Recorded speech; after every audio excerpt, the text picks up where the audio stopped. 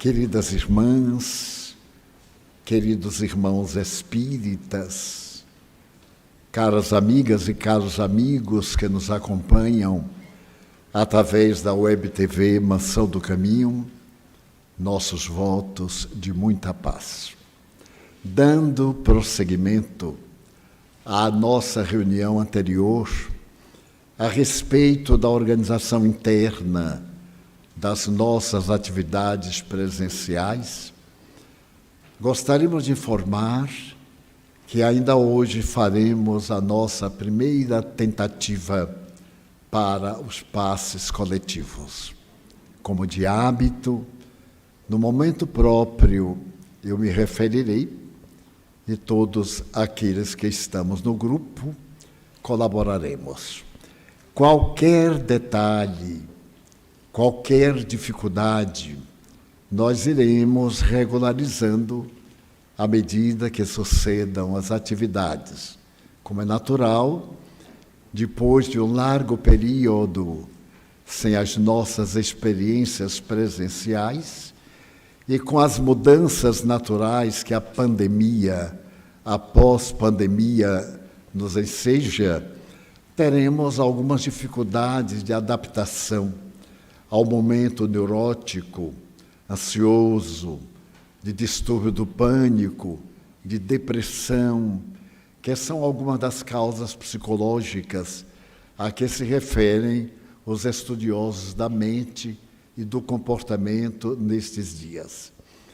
Mas hoje eu gostaria de relembrar uma figura muito especial.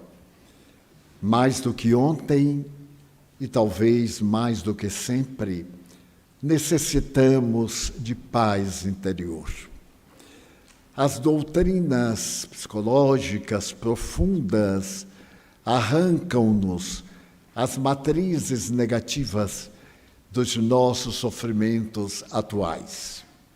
Algumas, porque outras estão vinculadas tão fortemente ao nosso inconsciente profundo, ao perispírito, que a metodologia terapêutica apresentada pelas doutrinas psicológicas não consegue encontrar a causa, porque a causa não se encontra em nosso cérebro, em nosso sistema nervoso atual. Ela é anterior à nossa constituição orgânica da atualidade, porque procedem de outras existências.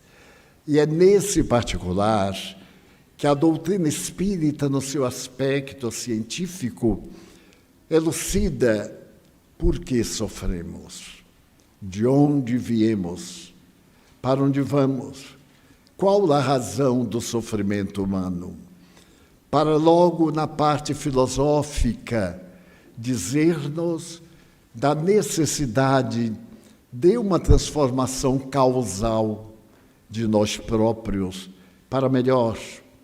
Não que sejamos maus ou ruins, porém desinformados, ignorantes, como definiu muito bem Allan Kardec. Nós fomos criados simples, sem complexidades e ignorantes, isto é, podemos estar muito bem informados de determinada área do conhecimento e desconhecermos-nos a realidade que somos no corpo em que estamos. E foi graças às pesquisas de Gabriel Delany, ao apresentar as comunicações mediúnicas do século XIX, que a tese do perispírito, o corpo astral, o modelo organizador biológico, como é chamado pela medicina, apareceu no cenário acadêmico. Ainda hoje, a Universidade de Harvard recusa a realidade deste corpo causal. Não obstante, dois grandes pesquisadores, depois de realizações técnicas na investigação do inconsciente humano, estabelecerem que os nossos neurônios, quando produzem substâncias que nos proporcionam alegria, bem-estar, que preenchem o vazio existencial. Mas, quando nos deixamos arrebatar pelo pessimismo, por ideias infantis, as nossas feridas da infância não cicatrizadas, esses mesmos neurônios produzem toxinas que nos atormentam, apresentando-se como transtornos de natureza psicológica, e com o tempo nós somatizamos aqueles distúrbios de ordem emocional para o veículo carnal, apresentando doenças de diagnose muito difícil e de cura ainda mais complexa. Então, o Espiritismo, nas duas fases de investigação científica, quem somos, e na fase da filosofia, por que sofremos, leva-nos a um êxito de natureza moral, a uma terceira faceta, que fazer para modificar o nosso estado. E recorremos filosoficamente à personagem mais notável de todas as épocas, para nós, que foi Jesus Cristo, nosso modelo e guia. Por essa razão, o Espiritismo é uma ciência filosófica de efeitos religiosos. Não é uma religião tradicional. Ela tem consequências que levam à crença em Deus, à imortalidade da alma, à multiplicidade das existências corporais, à comunicabilidade dos espíritos e, além disso, a crença na misericórdia divina, seres imortais que todos somos. A essa parte moral, nós damos o aspecto religioso, que propõe uma ética, porque toda vez que falamos de um aspecto religioso, logo nós temos ideia de religiões tradicionais, doutrinas teológicas. O Espiritismo não tem uma teologia, uma doutrina a respeito de Deus criada pelos homens. É uma doutrina de observação. E é uma ciência que tem a sua própria metodologia. Por isso mesmo, não é de fácil manipulação. Se nós, por exemplo, misturarmos oxigênio com hidrogênio, em qualquer situação, na mesma dosagem, nós teremos água. Mas se nós misturarmos outra substância, mil vezes teremos ácido sulfúrico. Aparentemente, água pela formulação, mas apenas a presença de uma outra substância de peso atômico muda a qualidade do elemento em que se transforma.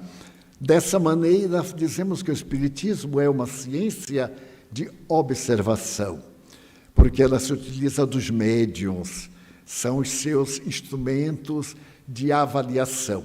Eu me recordo, por exemplo, que nos grandes dias, que eu chamo nos dias heróicos do século XIX, o eminente professor Charles Richet, que era considerado a maior inteligência da França no século XIX, e que foi galardoado com o Prêmio Nobel de Física ou Fisiologia, pelos seus estudos profundos da fisiologia e da psique humana.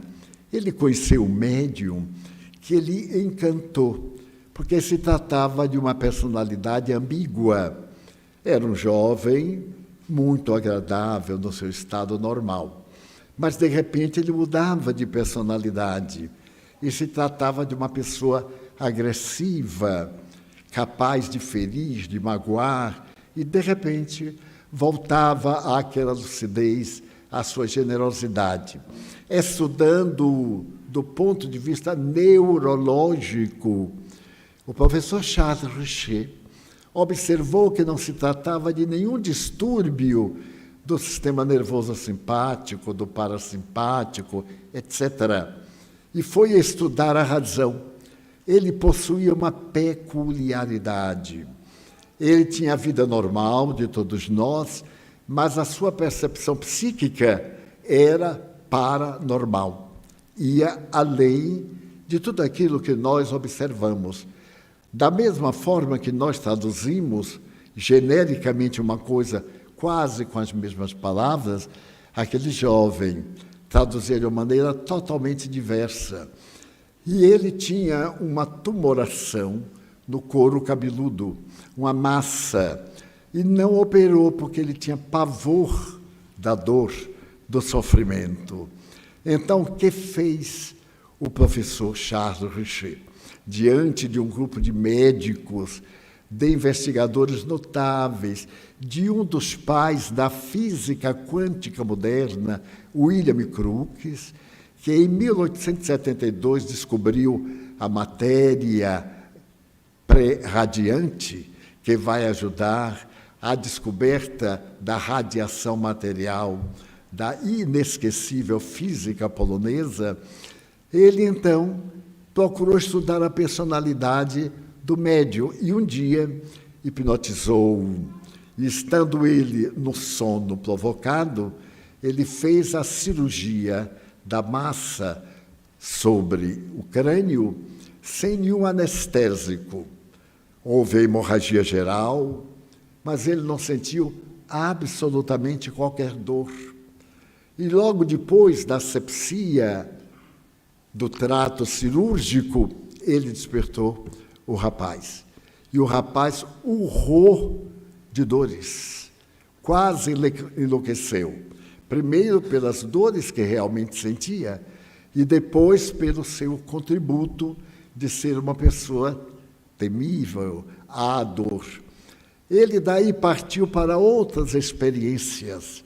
E mais tarde, Argel, a antiga capital da Argélia, que era possessão francesa, ele tinha um amigo muito querido, o general Noël, que era francês de Paris.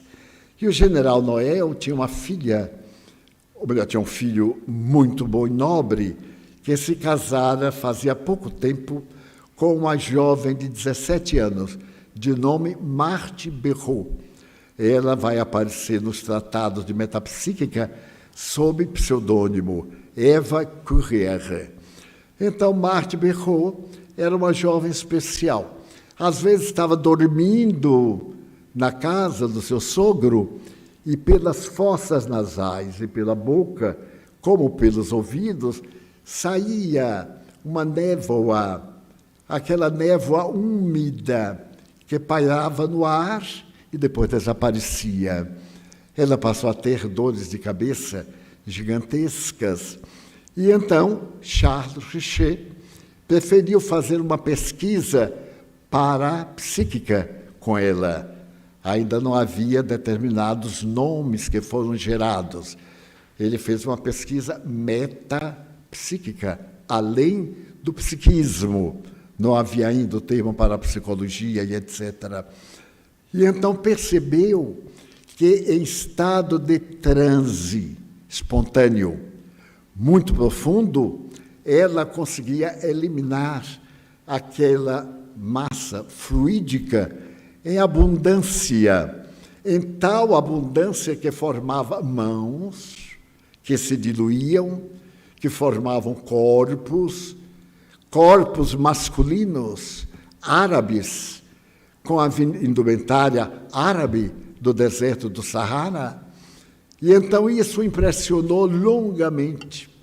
Durante 10 anos, Marthe Béraud, ou Eva Curie, foi examinada por este insigne sábio e mais de 30 sábios, no sentido profundo, pesquisadores, psicólogos, psiquiatras, são doutrinas que estavam nascendo naquele período, a partir de 1875 a esse período de 1885, quando foi criado o laboratório na Universidade de La Salpêtrière, em Paris.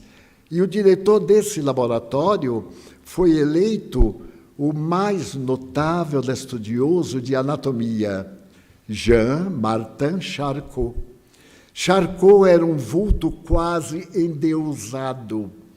Ele era tão importante que Sigmund Freud estava perseguindo naquele período em Viena a questão da histeria. Por que as mulheres eram histéricas?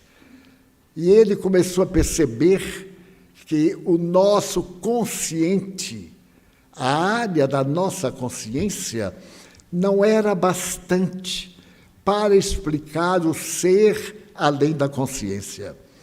Ele então criou a probabilidade de consciência ter um porão onde ficavam arquivadas as experiências já vividas e deu a esse porão o nome de subconsciente.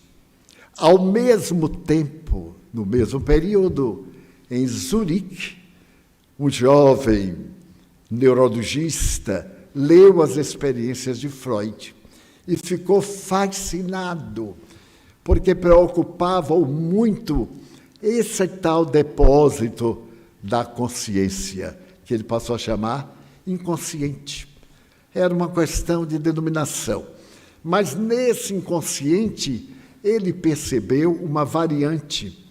Havia um inconsciente para as lembranças próximas, mas havia um inconsciente de lembranças que a pessoa não se dava conta. É muito comum vermos pessoas... Eu me lembro de coisas quando eu tinha 3 anos. Aí apareceram pessoas que diziam, eu me lembro de coisas antes de eu nascer. Mas como? Se antes de nascer não existia, como podia conceber? Ele então criou o inconsciente individual, aquele que eu herdo de meus pais, desde a hora da concepção até este momento, e um outro curioso inconsciente, que é o inconsciente coletivo. No meu inconsciente, segundo Jung, eu sei de tudo o que se passa no universo. E Freud começou a perceber que esse inconsciente era talvez responsável pelos 3 grandes males ou psicopatias do século XIX. A histeria, que tinha primazia, a epilepsia e a esquizofrenia. Porque 2 irmãos gêmeos univitelinos eram tão diferentes. A célula era única, partia ao meio e formavam 2 indivíduos aparentemente iguais, porém com personalidade totalmente diferente. Um era um cientista, um homem de bem, o outro um bandido. Um se dedicava a causas nobres e o outro, desde os primeiros dias, tinha tendências perturbadoras de sexo. Quantas crianças mal nascidas têm manifestações sexuais de adulto e, no entanto, não têm nenhuma consciência? Então, Freud concebeu que o indivíduo é um atormentado de um problema sexual. Tudo aquilo que é desastre orgânico procede do inconsciente coletivo, ao qual ele deu o nome de libido. Quem gosta muito de comer, quando fala de uma feijoada baiana, já sente libido, é a libido alimentar. Quem vive atormentada pela função sexual é a libido do sexo. E a palavra libido tornou-se maldita, porque os maus logo adaptaram somente ao sexo, e ao mesmo tempo perturbadora. Então nós temos aí 3 ramos. Em Viena, Freud descobre que abaixo do inconsciente ou subconsciente há um inconsciente profundo.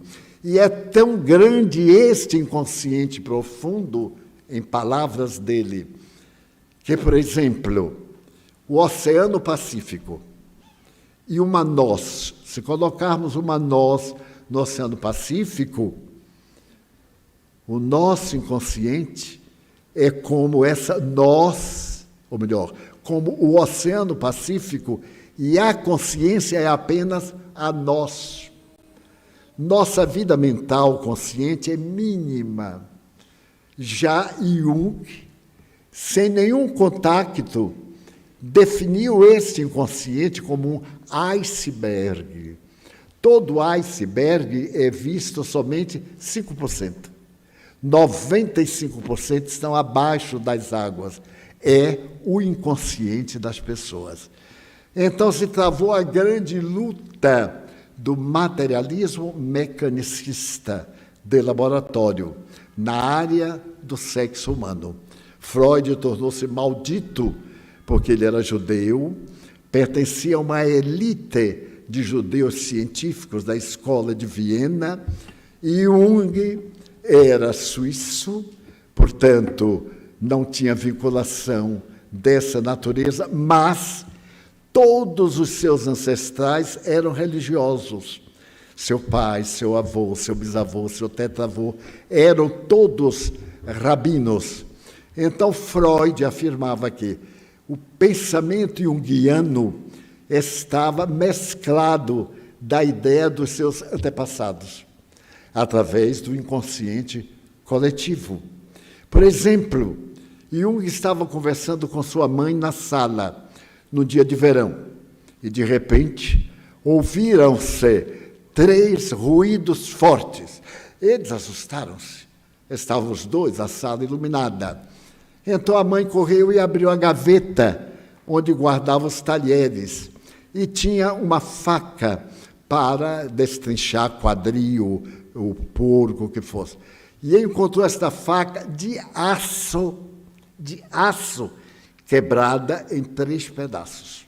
Mas como pôde quebrar-se sem contato humano? No mesmo dia, Jung pegou os 3 pedaços e foi ao ferreiro da cidade e disse-lhe: como é possível que esse aço arrebentou-se por si mesmo? E o ferreiro lhe disse: impossível. O aço não se arrebenta.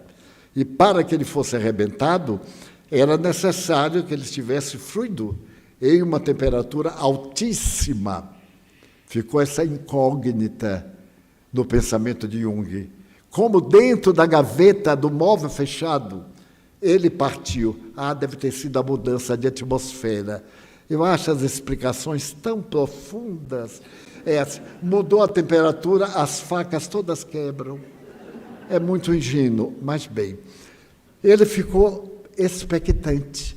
Mas ele lembrou-se que seu avô, que era rabino, toda sexta-feira subia para o sótão e ali se reclinava numa cadeira, que na Europa chama de rock, uma cadeira de balanço. E tinha outra cadeira que ficava vazia. E ele anotava o sermão que ia pronunciar no domingo, ditado pela sua mulher que já havia morrido. Então Jung disse: é um estado de degeneração. E considerava o avô um demente, mas um demente que falava de maneira extraordinariamente correta, não somente o alemão, mas o dialeto de Zurique, que tem um dialeto chamado zurico, e que é muito mais difícil do que o próprio alemão. Eu já fui a essa região, inclusive a Zurique, mais de 20 vezes. Não consegui aprender 5 palavras do dialeto. Embora o meu grande amigo era um linguista, e ele me dizia, repetia, eu digo, não dá. E para que eu pudesse falar o alemão como ele queria, são uns toques para suavizar o tema, que é um pouquinho antipático. Então, a gente, desde criança, tinha que fazer... Eu não faço, é o R. Então, o H aspirado não é como o nosso H aspirado. Se eu digo, por exemplo, uma palavra em alemão, e este H ele tem que ser treinado desde a infância, porque a harmonia da boca não dá. Daí, para falar alemão, o ideal é ter sido alemão. Então, como eu não fui alemão, eu fui macumbeiro aqui do Nordeste do Brasil, eu somente falo coisa de espiritismo. Mas, bem, são as interrogações desse notável investigador, pesquisador.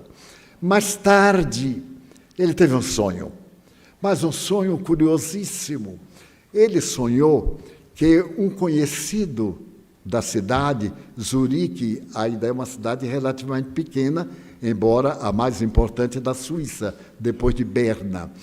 Então, morreu um senhor muito famoso, e o convite para o enterro esteve nos jornais. Naquela noite, ele sonhou com o morto.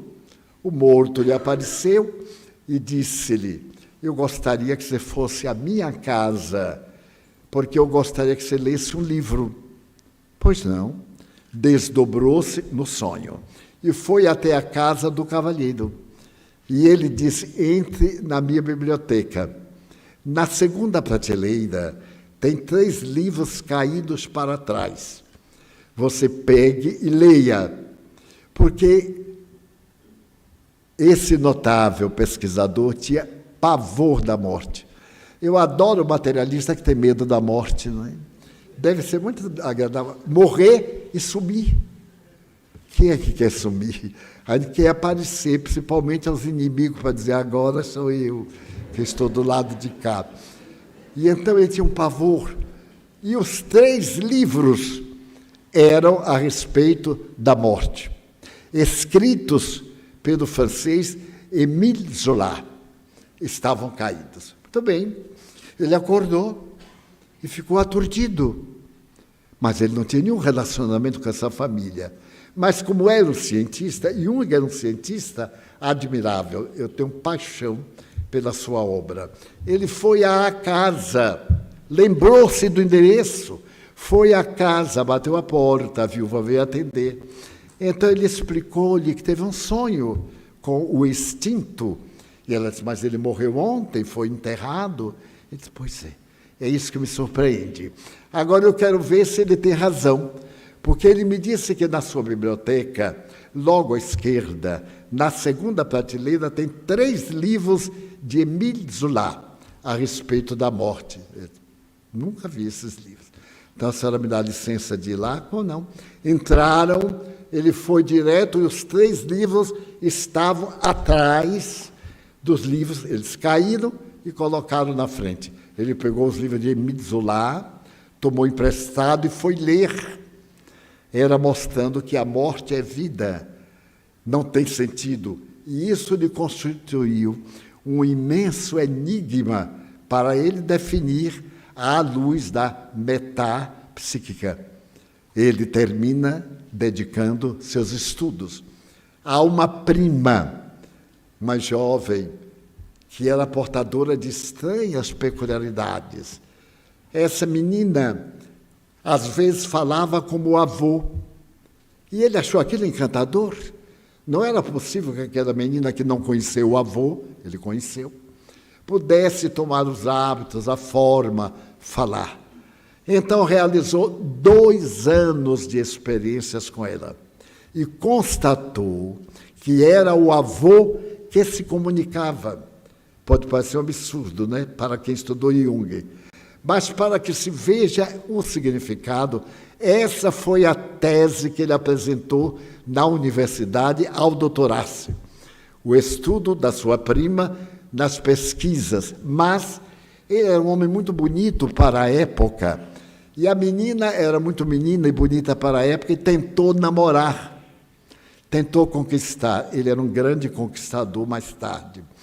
E claro que ele, respeitando as tradições da família, ele foi recusando. E ela começou a fraudar, a mistificar, para poder atraí-lo. Com a percepção notável de um investigador, ele percebeu que até ali ela era autêntica, mas dali por diante ela estava fraudando. Abandonou as pesquisas, manteve uma separação à distância, mas a tese de formatura é a respeito da comunicação com os mortos. E ele passou a acreditar na comunicação com os mortos. Durante muitos anos, eu realizei seminários junto ao instituto dele. E, muito curiosamente, eu realizava seminários em português, com uma tradução excelente de uma suíça ao idioma local. E eu achava interessante como é que eu estava ali ao lado do edifício em que ele deu as suas aulas memoráveis. Mas não tinha por que entrar, não falava alemão nem nada. Certo dia, eu dediquei a parte final, de uma exaltação à Suíça, a ele. E estava conversando muito e disse, ele chegou a acreditar na reencarnação. Não deixou documentado. Ai, meu Deus, levantou-se uma senhora, uma velhinha suíça, e uma velhinha suíça é diferente da velhinha brasileira. A velhinha brasileira está com um problema na coluna, está arrastando o pé, coitadinha. Mas a velhinha suíça também tem, mas não arrasta o pé. Ela vai para a cidade, ela trabalha, ela faz tudo. É uma velhinha suíça. Ela diz, eu fui aluna dele. E ele não apenas acreditava na reencarnação, ele também falava sobre essa hipótese. A psique não morre. Olha que coisa engraçada. O eu profundo não morre. Quando morre o corpo, essa psique vai habitar outro corpo. Não é reencarnação, seu Divaldo? Eu disse, sim, senhora. E bate palma. Eu sozinho bate palma, né? Porque aí está. Como é a reencarnação? Morre um corpo, o espírito fica uma temporada passeando lá, ou gemendo no umbral, ou no reino dos céus, porque nem todo mundo vai para o umbral, e depois toma outro corpo. Enquanto isso, Freud ficou muito amigo dele, porque ele se tornou o príncipe encantado da moderna psicanálise. Não havia ainda a psicanálise. E Freud tinha pavor da morte. Um pavor da morte tão grande que quando seu pai morreu, e ele foi ao cemitério levar, foi num carro especial, ele teve uma crise à entrada do cemitério e tiveram que voltar, porque ele tinha um problema de libido em relação à sua mãe. Os freudistas não gostam muito disso, não. Mas eu não tenho culpa dele gostar da velhota. Ele gostava, né, da mãe. Mas de uma forma que ele não gostava do pai. É um problema da psicanálise. Isso está dentro de nós. Então, adotou como sendo seu herdeiro. Mas o de cá, da Suíça, tinha ideias um pouco mais sutis. Enquanto Freud criou a libido, o outro criou algo muito interessante para o inconsciente. Ele descobriu que o inconsciente guardava certas coisas. De repente ele estava em pé. E quando se olhava, ele era um homem do século XVIII, vestido ao século XVIII, com as características do século XVIII, e com o pensamento, mais tarde ele daria a esta visão de alter ego. Era o seu alter ego, era a sua reencarnação. Lembrava, quando ele teve a oportunidade de visitar a Itália, ia no trem de Zurique a Roma, ele teve uma visão da cidade para onde ia e descreveu-a. Noutra viagem da mesma natureza, ele viu uma onda imensa subir sobre a Europa e derramar-se em sangue. Então ele pronunciou a Primeira Guerra Mundial, que se cumpriu exatamente. Isso para sintetizar. Então, o que fez ele? Ele criou os arquétipos. É uma palavra curiosa, que vem de duas palavras gregas, arqués, tipoi. Arqués, antigos. Tipoi, biótipos, referências. Então, todos nós temos arquétipos. De vez em quando a gente olha e diz, mas eu lhe conheço, é o déjà vu. E aí nós falamos para a pessoa coisas que nunca soubemos, está arquivado em nosso inconsciente. É um arquétipo que nós temos da pessoa. Ou então olhamos e detestamos. A pessoa simpática para o mundo inteiro, mas para nós é uma tragédia. É outra reminiscência de alguém que no passado nos feriu, etc. Então, arquétipos são lembranças antigas. E aí começamos a ter arquétipos de toda a natureza. Hoje, na psicanálise, da psicologia profunda de Jung, o arquétipo desempenha um papel fundamental. E Jung ainda chegou a uma ideia de um arquétipo muito familiar. Nós temos a claridade, a vida mental, mas em nossa vida mental, todos nós temos uma sombra. Nós temos algo, uma mancha, um erro, algo que nós ocultamos. Então, a sombra é um arquétipo que nos atormenta, a pessoa tímida. Mas eu falar de público, nunca, eu morro. Mas por que não fala? É um arquétipo, é um tormento de uma encarnação anterior. E assim esse arquétipo está generalizado. A gente antipatiza facilmente os outros, porque está em conflito consigo mesmo. E é fantástico, porque muita coisa que a gente atribui ao outro é nossa. Ninguém gosta de mim, como está me olhando? Nada. Nós é que somos muito antipáticos. Estamos sempre armados contra todos.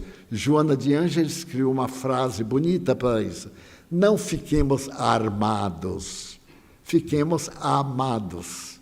É tão fácil despertar o amor, o sentimento, mas nós conhecemos uma pessoa e já nos armamos. Esse vai ser meu inimigo, ou veio para aqui para tomar o meu lugar, veio para me derrubar, e fazemos... Nada, é uma pessoa nova, simplesmente nova, que a gente não vai ver nunca mais, mas a velha sombra está ali perseguindo. E olhar esse auditório e dizer assim, ninguém vale nada. É a minha sombra, é o que eu sou do meu inconsciente. Então eu olho todo mundo pelo espelho do meu inconsciente. Porque nós só podemos identificar o que conhecemos. O que nós não conhecemos, não sabemos o que é. Então, a sombra é o nosso espelho do inconsciente. Aí nós temos, de Freud, aquela marca, e de Jung, essa marca que é muito mais suave, na minha opinião, é óbvio, que são os arquétipos. Mas, certo dia, os dois se encontraram em Viena. Freud convidou Jung para ir a Viena. E Freud recebeu esse herdeiro de uma forma fantástica. Quando eles dois sentaram na biblioteca, ao sentar, uma parte da biblioteca estalou tão forte que parecia que os livros iam cair. Os dois assustaram-se. E aí Freud disse, sempre que eu estou aqui, isso acontece. E Jung respondeu, é um fenômeno que a minha presença também provoca. Ele parte de uma irradiação do nosso ser profundo. Aí Freud ficou desesperado, porque ele descobriu que ele era místico e rompeu a amizade, porque Freud não admitia ninguém despertar alguém, ir contra as suas ideias. Mas ficaram mais ou menos amigos. Convidados a vir aos Estados Unidos, eu acho isso muito relevante, vieram no mesmo navio. E, em determinado momento, foram obrigados a conversar. Uma viagem longa naqueles navios maravilhosos do passado. E então estavam os dois namorados do navio e Jung disse assim, mestre, o senhor gosta de me contar um sonho seu? Porque pelo sonho ele ia traduzir a vida mental de Freud. Freud sorriu e disse assim, o sonho... Eu não lembro quase nunca. Você, como é que sonha? O outro disse assim, aí, hein? E ficou nisso. Então, se alguém quiser me contar um sonho, eu quero ouvir para ver bem o cara como é lá dentro. Daí nasceu a interpretação dos sonhos. Não é essa que tem um livro aí. Sonhou com casamento é morte. Sonhou com dente cariado é morte. Sonhou com não sei o quê é casamento. Eu já sonhei tanto com casamento, mas nunca vi dar tão errado. Quanto mais eu caso no sonho, menos candidatas parece.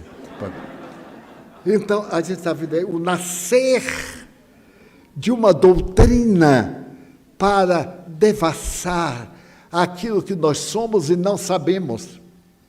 Mas, enquanto isto, na Universidade de La Salpêtrière, Jean-Martin Charcot trata de dizer que as mulheres são histéricas por uma questão de libido. É uma questão profundamente sexual. E Freud apoia com os carimbos. Abandona Viena e vem morar em Paris. Nota a influência do mestre. Ele falava alemão, mas aqui era francês. Ele teve que aprimorar o francês para assistir às aulas de Charcot, que eram chamadas aulas de terças-feiras. Os médicos que iam tinham cartão de visitas. Por exemplo, Dr. Divaldo Franco, frequentador das aulas de terça-feira. Olha que chique. Então, quem frequentar aqui as aulas de terça, bota fulano de tal, frequentador do Caminho da Redenção, terça-feira. Mas eu acho tão lindo esse lado humano. E então era o máximo.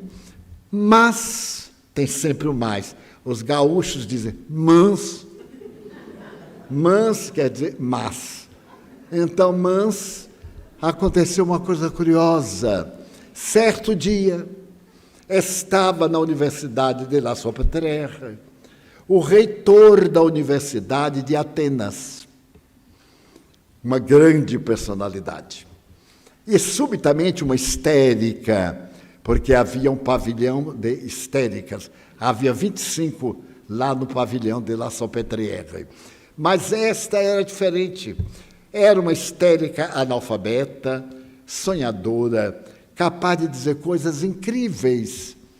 Ela foi trazida porque Charcot desejava mostrar ao mestre de Atenas a grandeza das pesquisas de laboratório.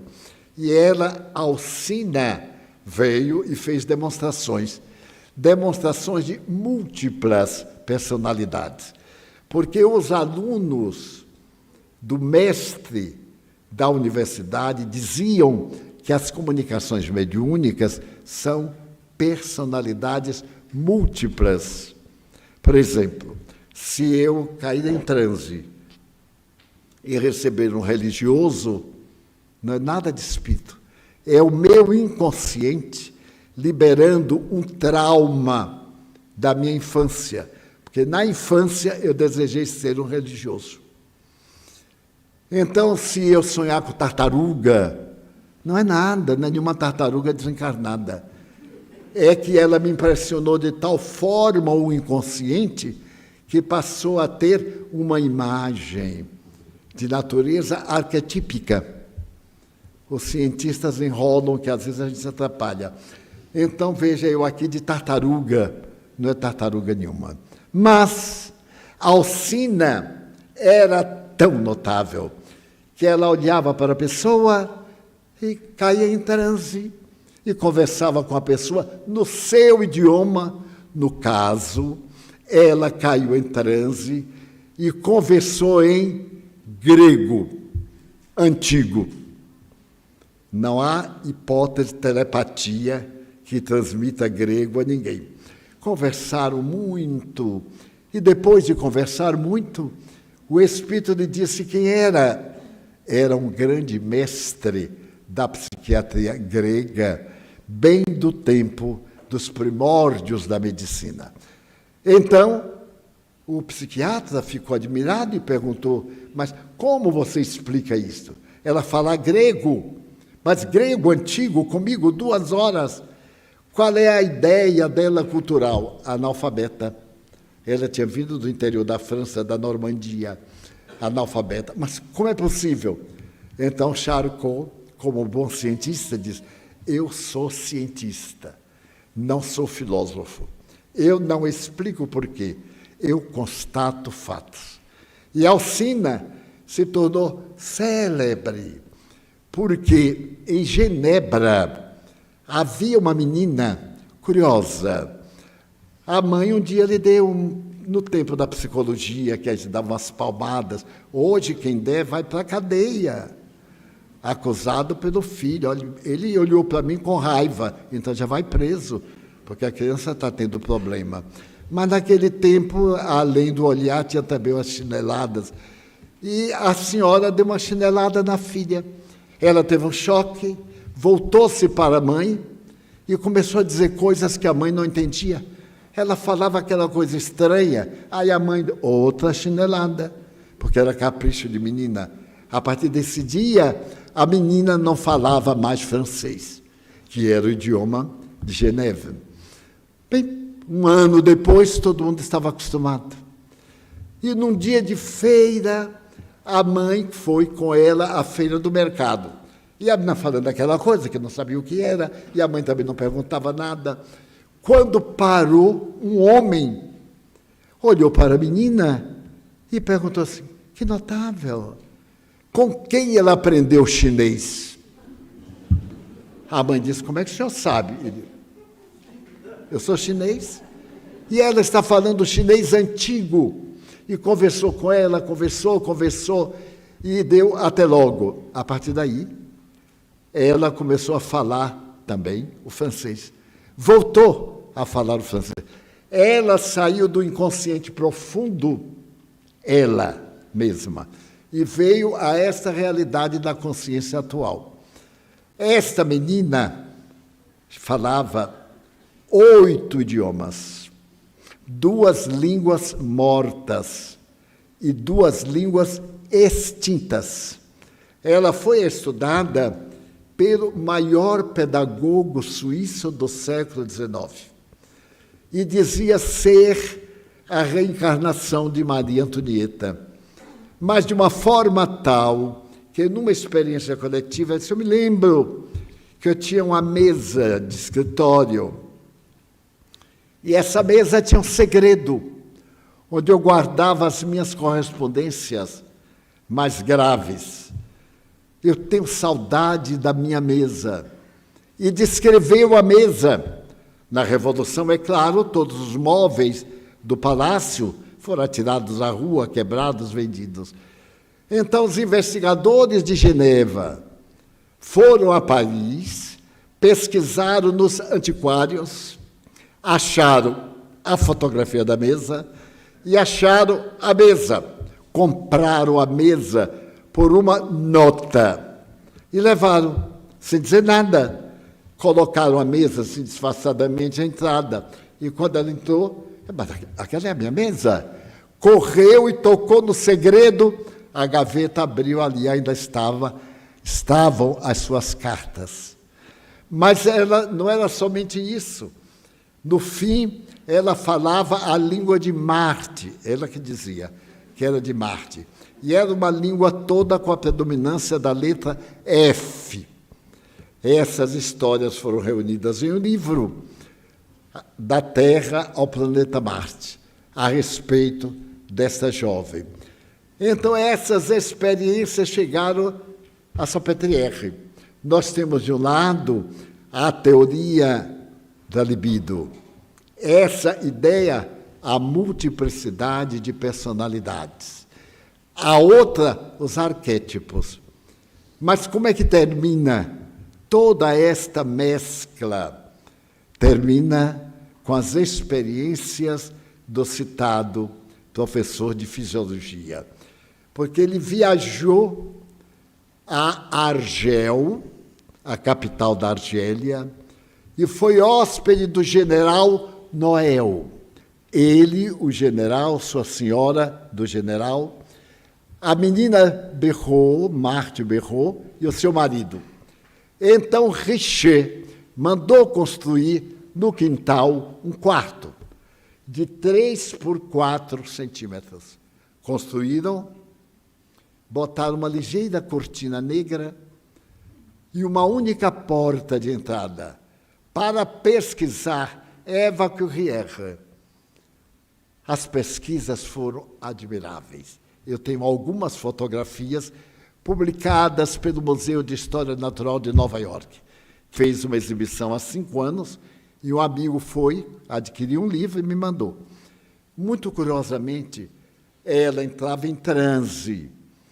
E então, ela era uma jovem de 19 anos.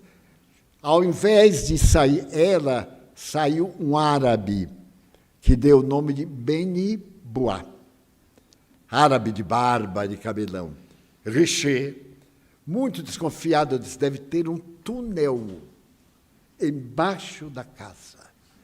E esse árabe entrou pelo túnel. Olha que explicação fantástica. Entrou pelo túnel. Ele levantou e puxou a barba para ver se era o disfarce que ela usava. Então, o Beni Bois, que estava flutuando, não estava andando, disse, você vai maltratar a médium, porque vai doer no rosto dela. Falou árabe, falou da sua vida no deserto, deu adeus e desapareceu. Quando terminou a reunião, só estavam aqueles. Então ele começou a conceber, mas como descobrir a fraude? Entre a fila e a cortina havia um espaço, ele botou talco. Porque se alguém aparecesse e pisasse, o talco revelava. Veio Beni Bois e falou longamente, flutuou para lá e para cá. Quando terminou, o talco estava intocado. Ele teve uma ideia, é imaginação minha, é delírio, é fantasia da minha mente. Ele, então, pegou uma substância química, colocou embaixo da sua cadeira e um pouco de água. Quando Beni Bois veio, ele pegou o copo, colocou a substância química e deu um canudo e pediu ao espírito para soprar o canudo para atingir a água. Beni Bois soprou e a água ficou leitosa. É uma prova química. Aquela substância, quando recebe oxigênio, fica branca. Então ele disse, não, é alguém, porque um fantasma, ela não podia fazer isso, porque a cortina estava aberta e se via a menina caída. Depois de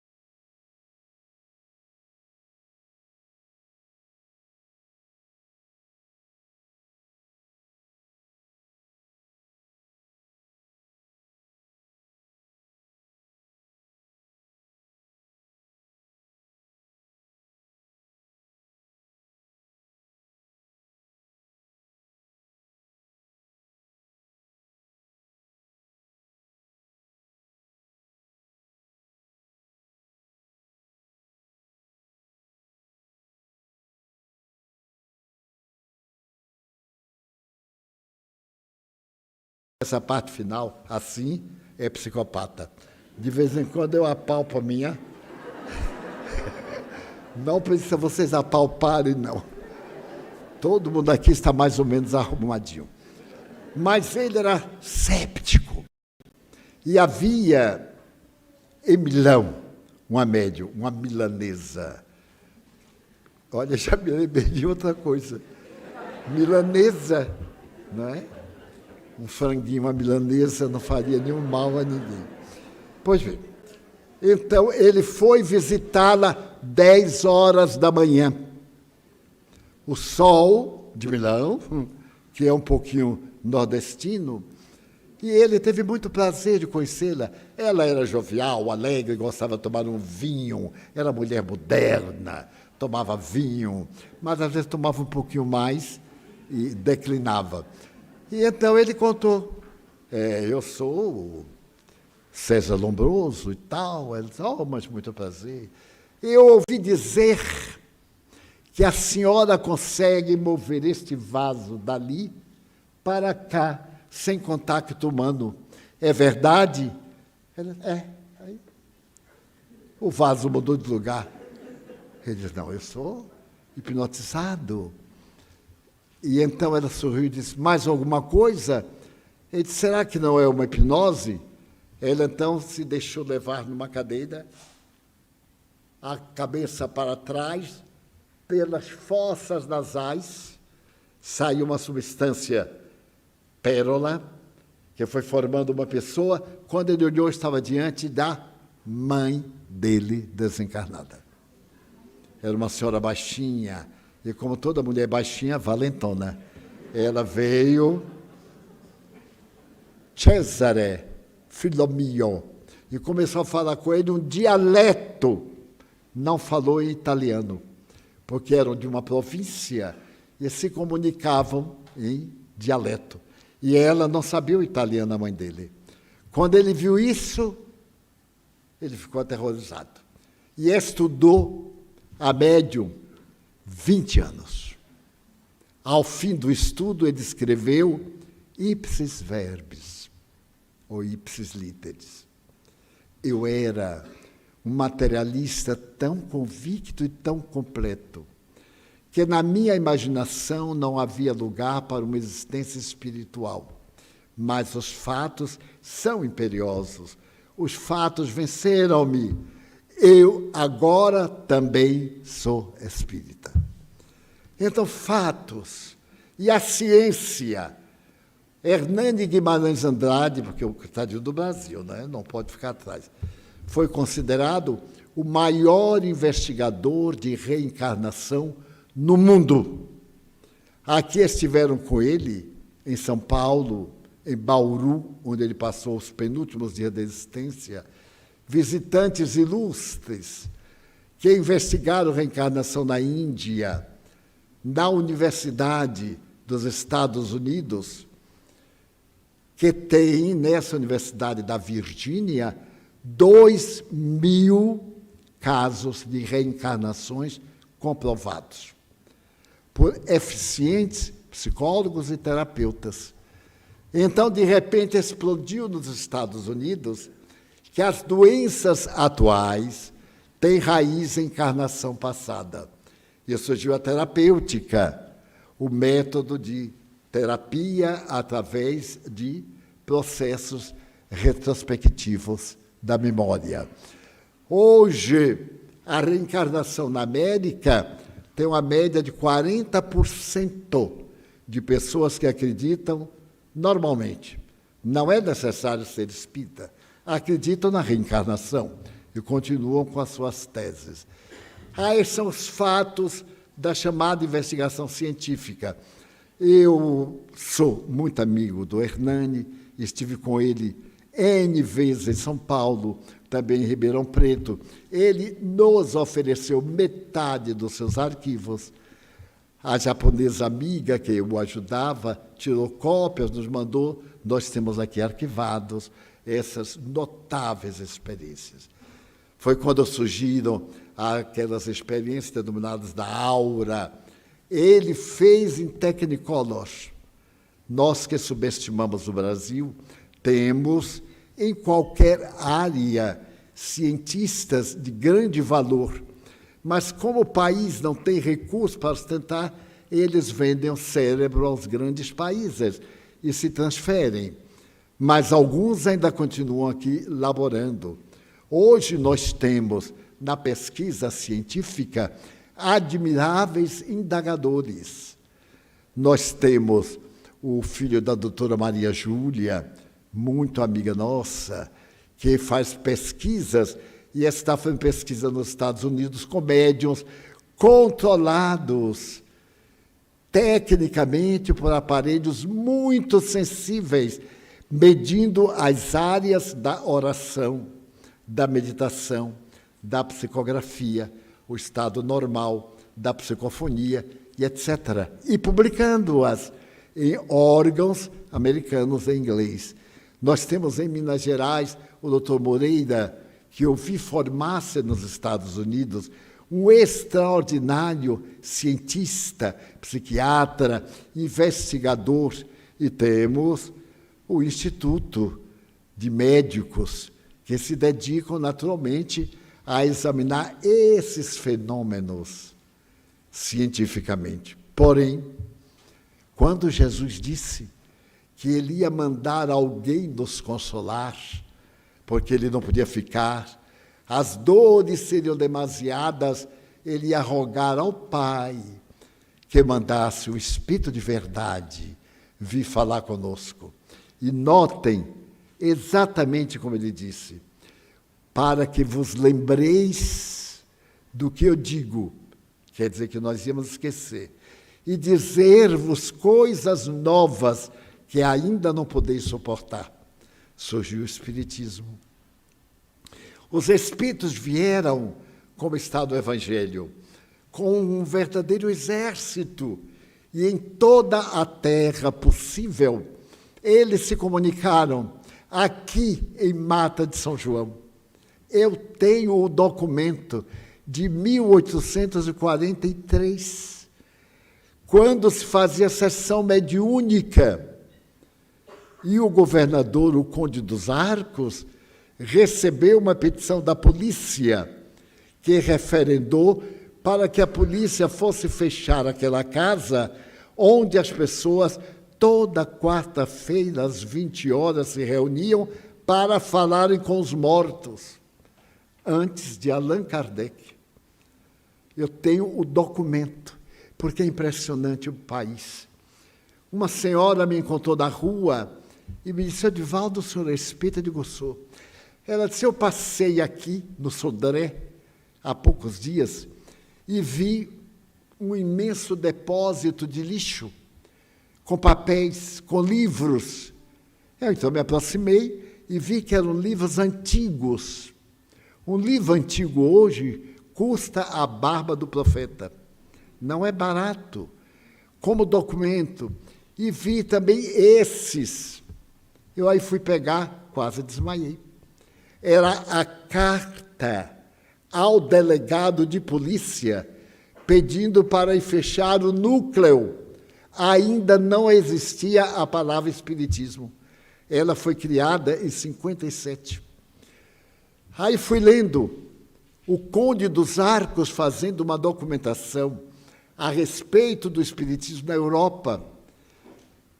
Documentos impressionantes jogados no lixo. Naturalmente, penso, o bibliotecário era ateu ou convertido a outra religião e deu uma limpa quando a Biblioteca Nacional saiu do Sodré para a Praça Municipal e jogou fora essa e outra valiosa documentação.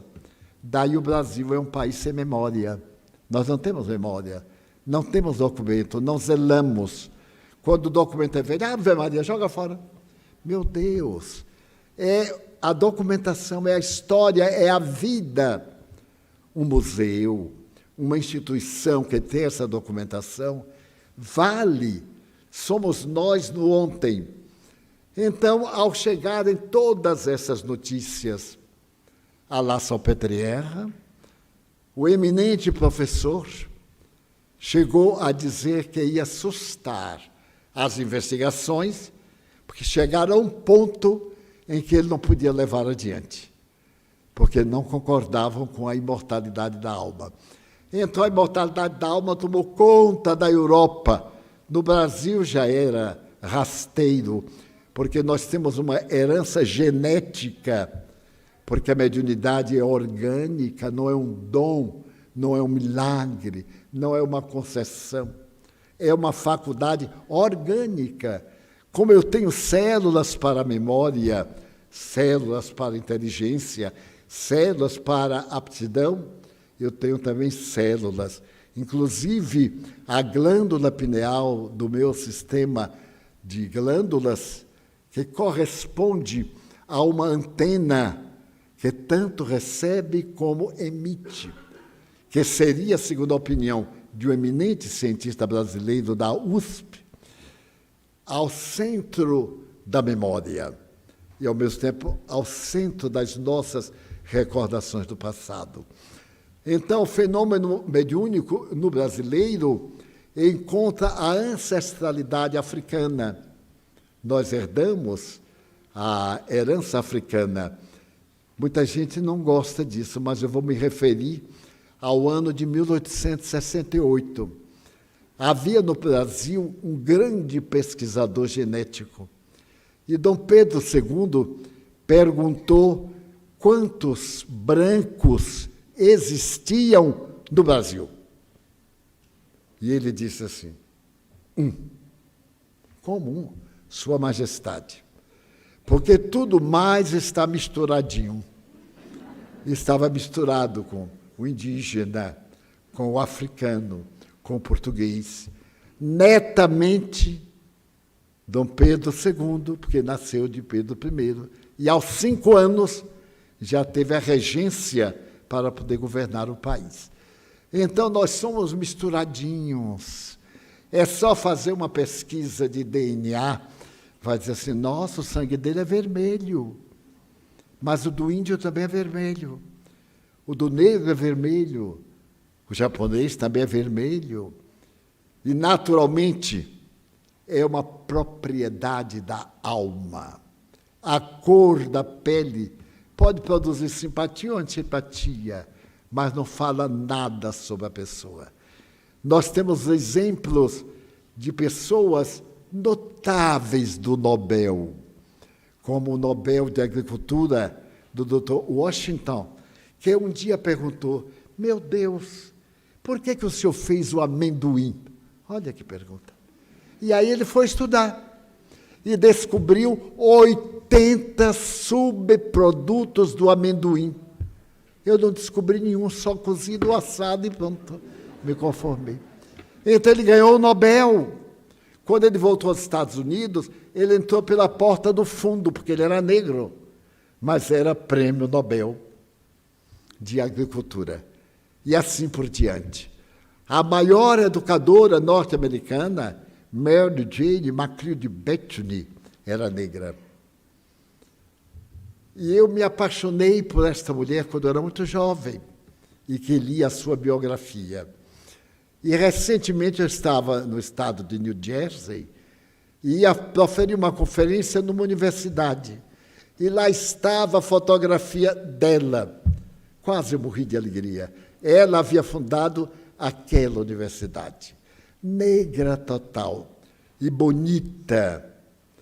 Então, quando Ford fez uma viagem à Califórnia e foi à praia de Osmond e hospedou num hotel muito caro, ela telefonou-lhe, porque sabia que ele era um homem muito generoso, e pediu se ele ajudava ela erguer uma escola, porque era proibido ao negro estudar. Isso em 1880, 1890, bem recente. E ele disse: pois não, teria muito prazer. Marcaram uma entrevista. E no dia aprazado ela foi ao hotel, mas não tinha assim uma roupa própria. Ela passou numa lata de lixo e pegou um casaco de pele, no verão da Califórnia, coitada, e vestiu. Suava como cuscuz. E então foi toda agasalhada de pele. Eu imagino a cena. E chegou ao porteiro, quando ela ia entrar, ele proibiu. Não podia entrar. Os negros entravam por uma porta especial, mas não podiam subir ao hotel. Ela perguntou, não, mas eu estou esperando o Mr. Ford. Você poderia me dizer pelo menos o número do apartamento dele? O porteiro, que também era negro, disse. Ela tranquilamente tirou aquele casaco, forceps, subiu a escada de incêndio, 8 andares. Entrou, tocou a campainha. Então veio o auxiliar, abriu e disse, mas você é uma negra. Ela disse, você diz a mim, eu não sei que sou negra. Precisa que você me diga. E você também não é negro. Mas é proibido. Ele é branco. Mr. Ford, eu estou aqui. Ele saiu do quarto sorrindo. Mas você é negra. Ela sou. Mas olha que dentes. Alvíssimos. Ele achou aquilo tão bonito que perguntou, o que é que a senhora deseja? Eu queria levar o senhor para ver minha escola e o senhor me ajudar. Mas também tem outro pedido. Eu queria ir sentada no seu automóvel ao seu lado. Eu adoro gente atrevida, né? E sentada ao lado de Ford, no Ford Bigode, 1929. Imagine que maravilha. E então desceu, braço dado. O porteiro, quando viu, quase desmaiou. Entrou no automóvel e ficou dando adeuzinho a ralé que estava no passeio. E o carro saiu de Osmond e andou. Ele disse, mas minha senhora, onde é? Está pertinho. Até que chegou um lugar lindo. Ela saltou com ele e disse, olha ali minha escola. Ele disse, mas senhora, ali é um monte de lixo. Eu sei, mas eu quero que o senhor tire a minha escola, que está aqui, e bote lá. Ele riu e deu $50 mil em 1929. E ela construiu a primeira escola para negros. Mais tarde, ela proferiu uma conferência, sempre cercada de negros afro-americanos, e então ela sentiu uma dor e foi levada de urgência, isso em Chicago. Foi anestesiada, e quando o médico veio, ele disse, mas como é uma negra? Eu não vou operar uma negra. Deixou-a ali. Quando ela voltou ao normal, já foi operada? Não. Aqui o hospital não opera colored, como chamavam nos Estados Unidos. Ela disse, não é possível. Ela mesma contou, apertou o lugar do apêndice, chegou na janela e disse assim, você está brincando comigo. Se você me deixar essa dor passar, você vai ver o que é que eu faço. A dor passou. Ela construiu o primeiro hospital para negro, que branco não entrava. É a lei. E ela educou apenas 10 milhões de negros nos Estados Unidos. Mary Jane. É uma das histórias lindas, comovedoras, porque na guerra do Vietnã, ela estava em New York, e no aeroporto Kennedy, quando ela ia saindo de um avião, vinha um soldado para entrar no avião. Quando o soldado a viu, reconheceu e saltou a cerca que separava brancos e negros e abraçou-a. Então o colega disse, mas como? Como você se atreve a abraçar esta negra? O soldado disse, é por causa dela que eu vou para a guerra. Ela trouxe o direito de liberdade para as criaturas humanas. Senhora, eu vou morrer. Sou jovem, tenho 21 anos, mas vou morrer pela sua causa. Ela foi a maior compensação que recebeu em toda a vida. E desencarnou velhinha, encantadora. Quanta beleza Deus nos tem proporcionado. Assim também no Espiritismo. Nós queríamos construir uma escola em 1947, mas eu era funcionário público, e todo funcionário público não federal, mágoas antigas, tinha um ordenado, eu mal dava para comer, vestir, pagar a lavadeira e fazer as viagens a pé, mas era muito bem remunerado. Então, não podíamos comprar uma cadeira, Uma amiga nos emprestou sua casa e no quintal tinha uma manga-espada, daquela que a gente morre depois que come. Então, o que fiz? Eu fui a uma casa comercial e pedi uns caixotes de cebola, que a cebola vinha do interior em caixotes. Deram-me 6 caixotes. Então, colocamos embaixo da mangueira. E eu convidei uma amiga, e professora Iraci Cunha, também assim louca, né, idealista. Eu disse, Iraci, eu trabalho a partir do meio-dia. Você viria à tarde? Ela disse, já estou aqui para o dia inteiro. Criamos a Escola Jesus Cristo. Hoje, a Escola Jesus Cristo tem 1.250 alunos.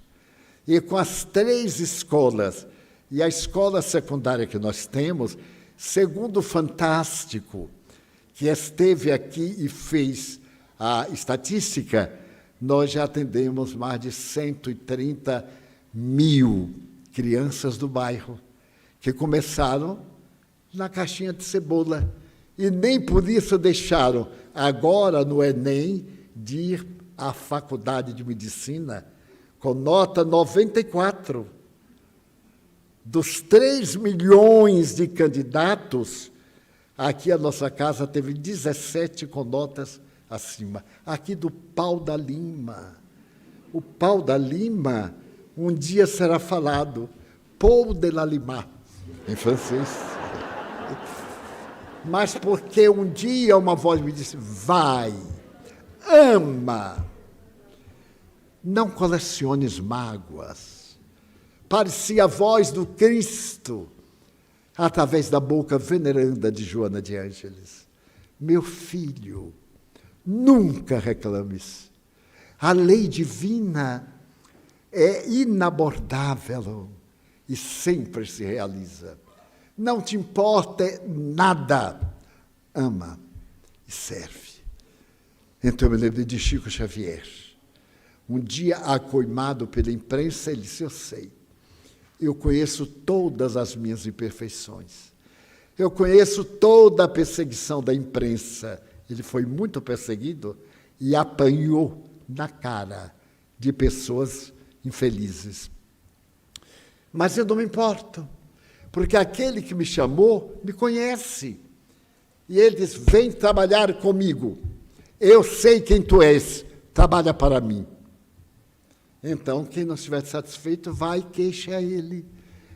E quem é? Nosso Senhor Jesus Cristo. Então, eu trabalho para Jesus. Nós estamos sendo chamados para o amor. As vozes espirituais chamam-nos ao amor. Já vou concluir. 15h, mais ou menos, eu concluo. Ontem, nós recebemos amigos da CAPEM, que nos vieram abraçar pela idade. Eu perguntei, mas qual idade? Dizem que são 95 anos. Eu não acho, mas deixa para lá. E então vieram, trouxeram crianças de uma outra instituição, a Casa de Eugênia. E me comoveu, porque quando essa entidade foi fundada em 1956, a CAPEM e o Lar Fabiano de Cristo, éramos 10 fundadores. E eu sou o último, já morreu todo mundo. Inclusive Jorge Andréia, que foi parceiro, Chico, Pastorino, aqueles espíritas alocados daquela época. E eu assinei. E então eles vieram me homenagear por ainda, eu detestei o ainda estar vivo. Ainda por quê? Imagina um corpinho desse, né? De toureiro aposentado. Não é possível. Mas realmente me comovi muito. E essa emoção tirou a minha voz, porque eu vi aqueles fundadores de 1956. Eu estava com 29 anos.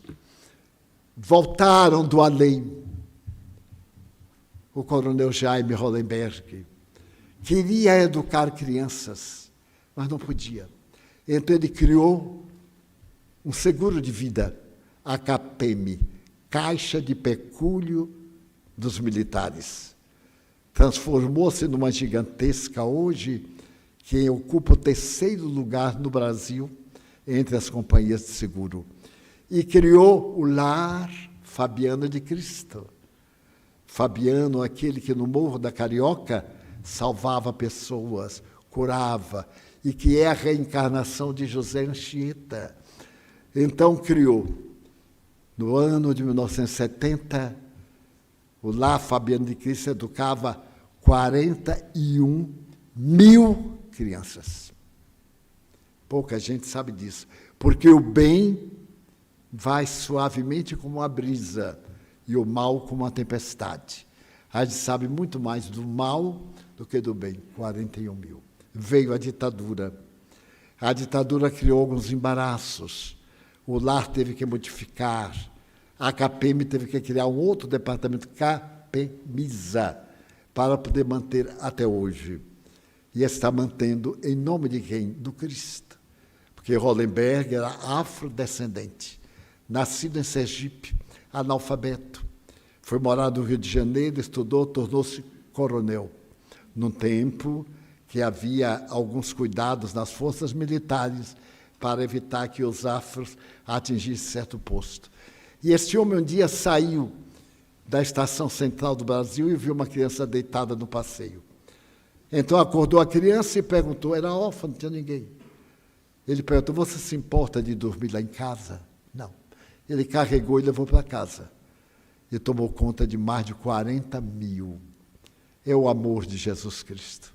Então agora, neste período de crise, não deixem que ninguém tire a sua alegria de viver. Não se preocupe com a maledicência. A maledicência é como sorvete, é uma delícia, mas acaba logo. Então a gente fica com sabor, mas não deixa as suas almas amargurar-se pelos maus. Quando alguém atacar, disser coisas justas ou injustas, sorria e diga assim, coitadinho, ele também vai morrer. Um homem me perseguiu mais de 20 anos. Ah, Divaldo, você vai para o inferno. Eu digo, com fé em Deus, você vai para o inferno. E ele disse assim, vamos ver quem vai primeiro. Ele disse, para onde? Eu digo, para o inferno, é claro, né? E ele foi, coitado. Bem, não sei se foi para o inferno, mas foi na minha frente. Eu cedi meu lugar a ele com muito prazer.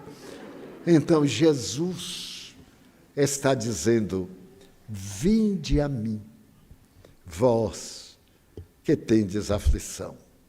Tomai o meu fardo, é leve. Recebei o meu jugo, é suave. Vinde a mim, eu vos aliviarei. Então não nos custa que nesta noite pensemos em Jesus não como um tipo religioso, místico, mas como um vulto histórico, como o ser mais elevado que Deus nos ofereceu para servir-nos de guia e de modelo. E agora que nós iremos aplicar os passes, cada um de nós faça uma viagem interior ao seu problema, à sua dor, e diga, eu estou aqui, Senhor, alivia o meu fardo. Vamos preparar-nos, é uma coisa rápida. Fechemos nossos olhos. Eu peço a técnica para diminuir a luz. Peço aos companheiros de mediunidade para que tomem os lugares nos corredores lá em cima.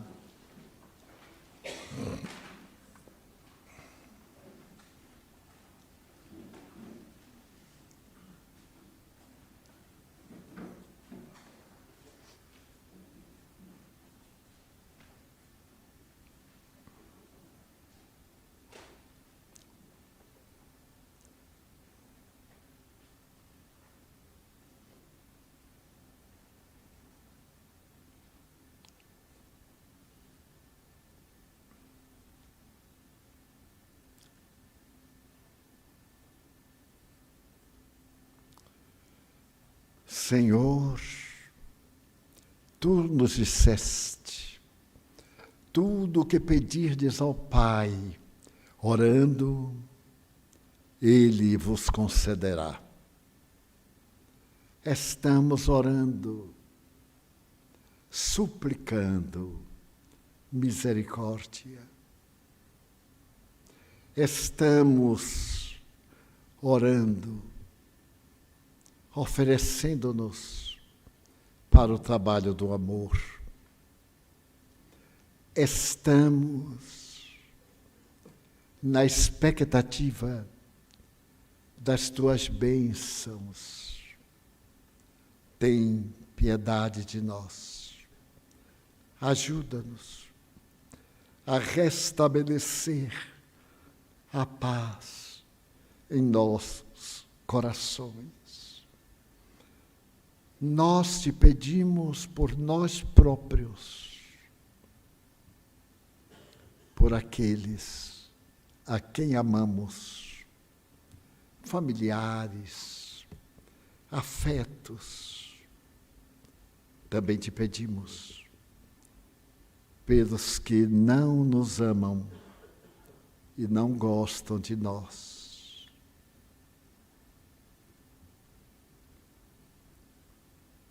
Nós te rogamos em favor da nossa casa, o teu templo, que zelamos temporariamente.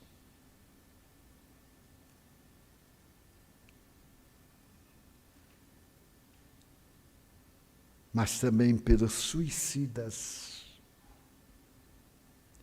que não se deram oportunidade para uma nova chance. Pelos espíritos que se comprazem no mal.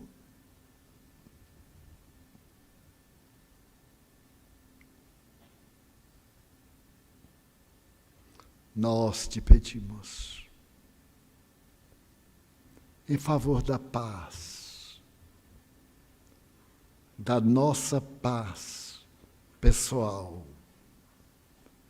familiar, social, da paz na terra.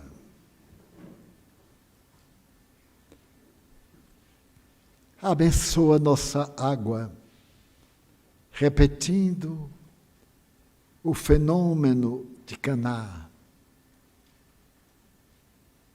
dando-lhe propriedades curativas. Amigo incomparável, abençoa a luta dos heróis anônimos, perseguidos ou não, e recebe o penhor da nossa gratidão por nos amardes e também podermos amar-te.